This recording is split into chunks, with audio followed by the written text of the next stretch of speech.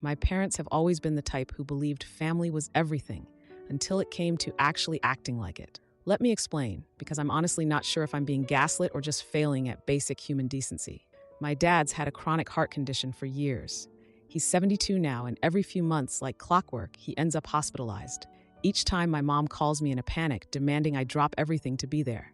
For context, I'm a paralegal working full-time at a firm downtown, and my husband Nate works nights as a nurse. We have twin toddlers who just turned 2, and between daycare costs and Nate's erratic schedule, we're barely treading water. But my mom's mantra has always been, family comes first. Except apparently when she decided years ago that she already raised her kids and refused to babysit, even though she'd spent months pressuring us to start a family. This latest crisis started yesterday. Dad was admitted again, and Mom called me sobbing at 7 a.m., her voice cracking like she was inches from collapse. "He's asking for you," she said. "You need to come now." I told her I'd visit after work once Nate was home to watch the kids. That's when her voice flattened, cold and steady. "What if he dies alone because you're too busy playing house?" That line wasn't new. Dad himself used to joke, though it never felt like a joke, that he'd haunt me from the grave if I didn't visit enough. Still, the guilt hit like a punch. I left work early, dragged the twins to the hospital, and spent an hour trying to keep them from touching every biohazard bin in the hallway. Dad slept through the whole visit. Mom spent the time critiquing the kids' noise level and my hair, which she called unprofessional for someone my age. That night, Nate and I had our first real fight in months. He pointed out that my parents have savings. They own their home outright, took a cruise last fall, and could afford to hire help instead of relying on me. "They're guilting you because it's free," he said, which stung more than I expected. I didn't tell him about the letters I found last month. While helping my parents move some old furniture, I'd stumbled across a folder in Dad's desk. Inside were handwritten letters from my college years, pages of him berating me for neglecting them by studying abroad, for choosing internships over weekend visits. One line still gnaws at me. "Someday you'll realize blood is the only thing that matters, and by then, it'll be too late." This morning, Mom called again. Dad's doctor had apparently warned her his condition was declining, and she needed me there every day this week. I said no. I'd used up all my PTO during his last hospitalization, and my boss had pulled me aside yesterday to remind me I'm up for a promotion. The raise would finally cover the twins' daycare, but she'd pointedly added, "Reliability matters." Mom didn't care. "We paid for your wedding," she hissed. "This is how you repay us?" The worst part? She's not entirely wrong. Nate and I had a small ceremony, but my parents covered the venue. A generous move, though she'd insisted on inviting half her church group. Now it's leverage. I'm not blameless here. Last night, after Nate found me crying in the laundry room, I snapped at him for not understanding family loyalty. He didn't deserve that. The twins have been clingy all week, crying when I drop them off at daycare, and Nate's been picking up extra shifts to compensate. We're both fraying. Then there's the hospital bill. A $1,200 invoice arrived yesterday for Dad's latest stay. Turns out Mom listed me as his emergency contact years ago without telling me, so now they automatically send me the bills. When I texted her about it, she replied, "Focus on being present, not money. We'll discuss later." Classic deflection. I called my older brother Mark, who moved to Singapore for work 5 years ago. His response? "You're their favorite punching bag. I'm sorry, but I can't help." He's not wrong either. When I told Mom about his reaction, she sighed and said, "Mark's always been selfish, but you." Tonight, her voicemail was worse. "Dad's threatening to write me out of the will unless I start acting like a proper daughter. I don't care about the money. They've never been rich. But the threat itself feels like a grenade lobbed at my weakest spot. What if I'm failing my kids by not modeling family devotion? What if I'm failing my dad by resenting him for needing me? The twins are asleep now, their monitors quiet. Nate's at work, and I'm sitting here staring at my laptop, half-written emails to my boss and Mom, open in adjacent tabs.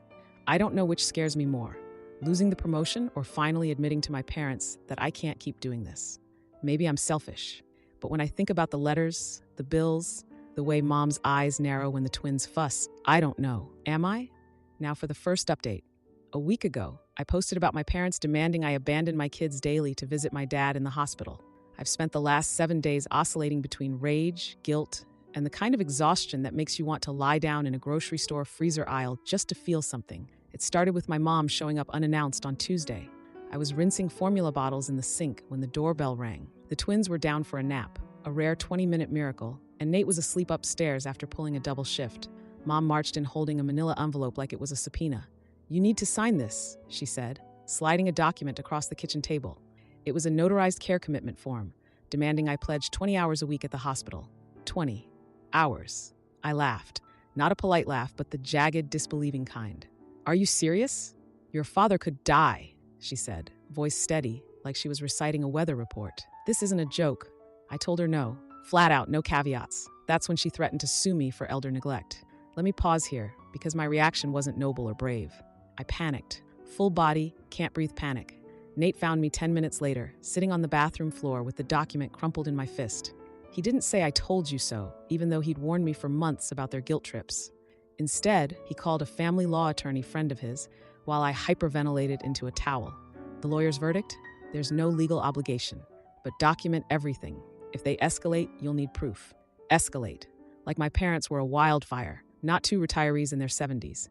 Nate took the week off work to watch the twins during the day, even though his boss warned him about racking up absences. We've been trading shifts like exhausted relay runners, him handing me the kids at 5 p.m., me handing them back at 6 a.m. before his shift starts. The twins don't understand why we're both constantly red-eyed and short-fused. Last night, my daughter threw her sippy cup at Nate's head and screamed, "Daddy, go away!" I get it, kiddo. 3 days into this circus, I discovered something while digging through old files for the lawyer. Turns out, Mom listed me as Dad's primary caregiver on his hospital forms last year. I never agreed to that. Confronting her felt like stepping into a bear trap. "You owe us," she said, arms crossed in that way that used to make me fold as a teenager. "Family takes care of family. So why won't you take care of Dad?" I shot back. She blinked just once before pivoting. Lydia's daughter quit her job to care for her after the stroke. That's devotion. Lydia is Mom's friend from church. Her daughter is 42, unmarried, and still lives at home. Mom's been dangling her as the gold standard of filial piety since I was in college. Work isn't faring any better. My boss postponed my promotion, citing missed deadlines. What she didn't say, but I heard anyway, "You're unreliable. You're letting personal drama hijack professionalism." The kicker, the promotion would have covered the twins' daycare costs. Now I'm stuck paying $1,800 a month for a service my kids are apparently failing at. Their daycare teacher pulled me aside yesterday. "They're regressing," she said gently. "Potty accidents, hitting, they need consistency." I wanted to tell her consistency left the building when my mom decided to weaponize guilt like a tactical nuke. Instead, I nodded and said I'd try harder. Dad was discharged yesterday. Mom called within an hour. He wants to see the grandkids, bring them tomorrow. I said no. The twins are so off schedule they've started treating 2 a.m. like a midday snack break. Mom's response? "You're turning them against us. Selfish, as always." Here's the thing about that word, selfish. It's Mom's favorite scalpel. She's used it for every boundary I've ever set. Choosing a state college over the local one, eloping instead of having a church wedding, refusing to name the twins after her parents. But this time, it's not just me she's cutting. While searching for Dad's insurance docs, I found a checkbook in his desk. Monthly transfers, $3,000 each, to a savings account I didn't recognize. When I asked Mom about it, she didn't even flinch. "We've been putting money aside, a punishment fund, I guess, for when you started prioritizing your own life over ours." Let that sink in. They've been hoarding retirement money, not for emergencies or comfort, but to financially blackmail me into obedience. Nate's boss wrote him up this morning for tardiness. If he loses his job, we lose our insurance. And the twins' asthma inhalers cost $400 a month without it. I didn't realize how close we were to the edge until he muttered, "Maybe we should ask your parents for a loan," while scrubbing dried oatmeal off the wall. The final grenade came via text tonight. "Mom, your father's will now leaves everything to his golf buddy. Change your mind?" I'm drafting an email to her right now. Boundaries, no unannounced visits, no legal threats, no more hospital bills sent to me. Nate thinks it's a mistake. "They'll retaliate," he said, staring at the screen like it might explode. Are you ready for that? Honestly, I don't know. But I do know this. The woman who raised me to believe family is everything is the same one who turned it into a hostage situation. And I'm done paying the ransom. The twins are crying again. Nate's upstairs trying to soothe them, his voice fraying at the edges. My email's still unsent. Part of me wants to delete it, to fall back into the old rhythm of apology tours and hollow promises. But then I look at the checkbook photo on my phone, $3,000 every month while we skipped meals to afford daycare, and I hit send. I'll let you know how it goes, assuming we survive the night. Now for the second update. 2 weeks have passed since my last update.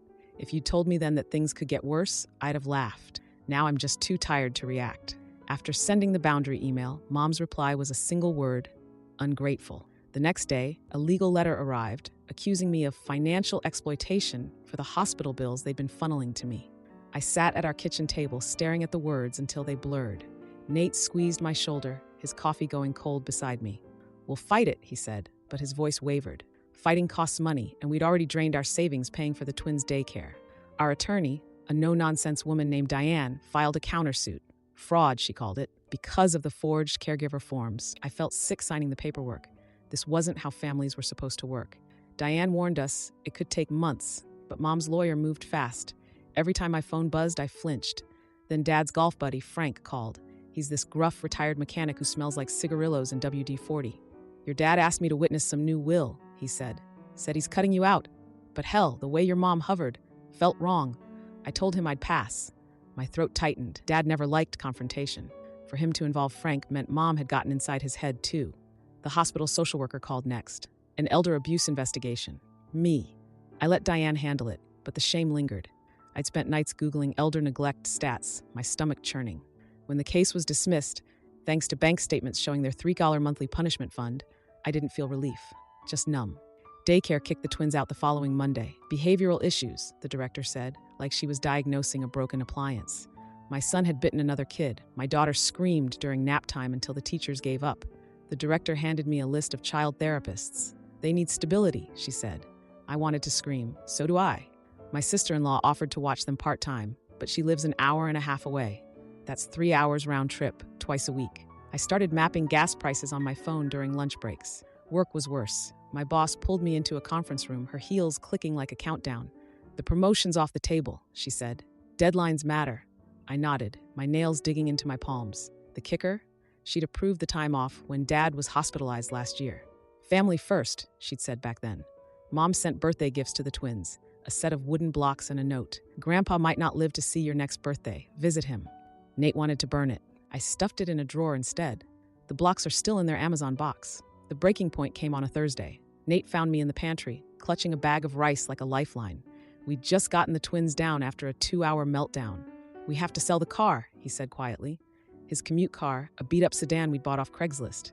I nodded, tears soaking the rice bag. At the grocery store that weekend, I ran into Dad's nurse, Marisol. She recognized me from his last admission. "Your mom declined home health aides," she said, adjusting her cart. "Told us you were handling everything." I froze, a box of cereal in my hand. Marisol lowered her voice. "He's stable. Confused why you don't visit, but stable." That night, Dad called. Actually called. His voice was thin, like static on a bad line. "Your mom says you hate us," he said. "Is it true?" Everything spilled out. The bills, the forged forms, Mom's threats. He cried. I'd never heard him cry before. "I'm sorry," he kept saying. "The letters, I didn't mean..." Mom grabbed the phone, screaming, "You're killing him," before the line went dead. The next morning, a letter arrived from Dad's doctor. He'd been approved for subsidized home care. Mom had refused. Of course she had. Nate took the twins to his parents for the weekend. They left this morning, my daughter waving furiously from her car seat. I'm meeting Dad tomorrow, alone, at a diner he used to take me to after softball games. Mom doesn't know. Part of me wants to cancel, to let the lawyers hash it out and move on. But then I think about Marisol's face in the cereal aisle, pity and frustration, and Frank's gravely honesty. Dad's shaky apology, the twins' empty car seats. I don't know what happens next, but for the first time in months, it feels like the ground might stop crumbling. Maybe I'll order pancakes tomorrow. Now for the final update. It's been a month since I last posted. If you'd told me then that sitting in a diner with my dad would change everything, I'd have rolled my eyes. But here we are. We met at this greasy spoon he used to take me to after Little League games. The vinyl booth was the same faded red. The coffee still tasted like burnt cardboard. He slid into the seat across from me, hands trembling. I couldn't remember the last time I'd seen him without my mom hovering. "You look tired," he said. "Not you look well or I've missed you. Just tired." He pulled out a check before I could speak. The hospital bill amount, $1,200, stared up at me in his shaky handwriting. "Your mom's been lying," he said. "We've got plenty." His voice cracked on plenty, like the word itself was a confession. He'd brought a folder, bank statements, insurance forms, even the subsidized home care paperwork Mom had refused. "I thought you'd stopped caring," he admitted. Turns out, she'd been hiding my texts. Told him I'd block their number. I didn't cry, not then. But when he mentioned the letters, the ones I'd found in his desk full of venom about me neglecting them, I snapped. "You wrote those. Not her." He flinched, said the guilt of needing me had eaten at him, so he'd let Mom handle it. Handle it. Like I was a broken faucet she'd tried to fix with a sledgehammer. The will stuff came up next. He'd revoked the new version, the one Mom threatened me with. His lawyer, some guy named Paul who's been handling their estate since the 90s, confirmed I'm back as executor. There's a trust fund now, specifically for the twins. For their college, Dad said. Or, I don't know, whatever they need. He didn't say, whatever I couldn't give you, but it hung there anyway. Mom showed up at our house that night. I just put the twins to bed. They'd started sleeping through the night again once the daily hospital guilt trips stopped. Nate answered the door. She shoved past him, wild-eyed, her hair half falling out of its bun. You turned him against me, she hissed. I played Dad's voicemail on speaker. Ellen, I'm moving to assisted living. You need help. Real help. Her face went blank, like a TV screen flickering off. Then she spat. You stole him, and stormed out. Later, our neighbor texted a photo of her keying our car. The police officer who took the report called it a final straw situation. I didn't disagree. Dad moved into his new place 2 weeks ago. It's one of those facilities with cheery brochures and 2 bright hallways. He video calls the twins every morning while they eat Cheerios. They show him their toys. He shows them the birds outside his window. It's normal, boring even. The kind of normal that makes my chest ache. Mom sent a letter, not an apology, a justification. I did what I thought was right. You'll understand when your kids abandon you. Nate read it first. He wanted to burn it. I framed it instead. It's hanging in our garage, next to the lawn tools. A reminder, I guess, of how far she'll go. We dropped the lawsuit after Dad's check cleared. Diane, our lawyer, sent Mom a cease and desist. No more calls, no surprise visits. The twins' trust fund is paying for therapy. For them, mostly, but Nate and I sit in sometimes. The therapist says guilt isn't a renewable resource. I'm still figuring out what that means. Nate got promoted.